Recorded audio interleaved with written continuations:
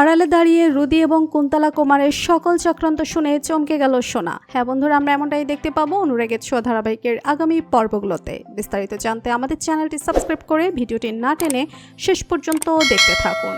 দীপা যখন জেল থেকে ছাড়া পেয়ে আবারও রুদির দিকে দোষের আঙ্গুল তোলে, তখন সোনা খেপে যায় মায়ের উপর এবং সোনা আবারও মাকে দোষী বলতে থাকে। মায়ের উপর খেপে গিয়ে বাড়ি থেকেও বেরিয়ে যেতে চায় সোনা। তবে রূপা এতগুলো টাকা কোথায় পেয়েছে সেই প্রশ্নের উত্তরে যখন রূপা কৃষ্ণর কথা বলে, তখন সোনা চরিত্র নিয়ে নোংরা কথা বলে এবং সোনা রূপার দিকে বাজে আঙ্গুল তোলায় রূপা সোনাকে ঠাটিয়ে চড় মারে। দুজনের মধ্যে মারামারির এক পর্যায়ে রুদি সেখানে আসে এবং রুদি ও সুযোগটা ব্যবহার করে।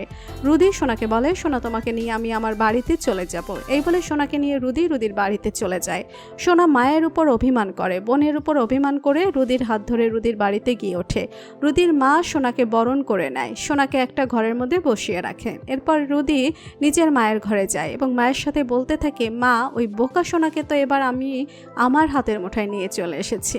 এবার ওই সোনাকে দিয়ে আমি দীপা সেনগুপ্তকে রাস্তার ভিখারি বানাবো আর সেনগুপ্ত পরিবারকে শেষ করব। ঠিক তখনই রুদি কোথায় গেল দেখার জন্য ঘর থেকে বেরিয়ে আসে সোনা এবং সোনা রুদির ঘরের দিকে যায়, যেই ঘরে রুদি আর রুদির মা কথা বলতে থাকে। সোনা আড়ালে দাঁড়িয়ে শুনতে পায় রুদি আর রুদির মা বলছে যে কুমারের সাথে সেনগুপ্ত পরিবার যা যা করেছে তার প্রতিশোধ নেবে তারা দুজন।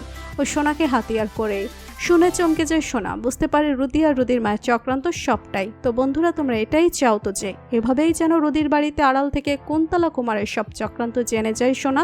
কমেন্ট করে জানিয়ে দাও তোমাদের মতামত। আর আমাদের চ্যানেলে নতুন হয়ে থাকলে চ্যানেলটি সাবস্ক্রাইব করে রাখুন, যেন অনুরাগের ছোঁয়া ধারাবাহিকের আগামী পর্বের আপডেট ভিডিও সবার আগে পৌঁছে যায় আপনাদের কাছে।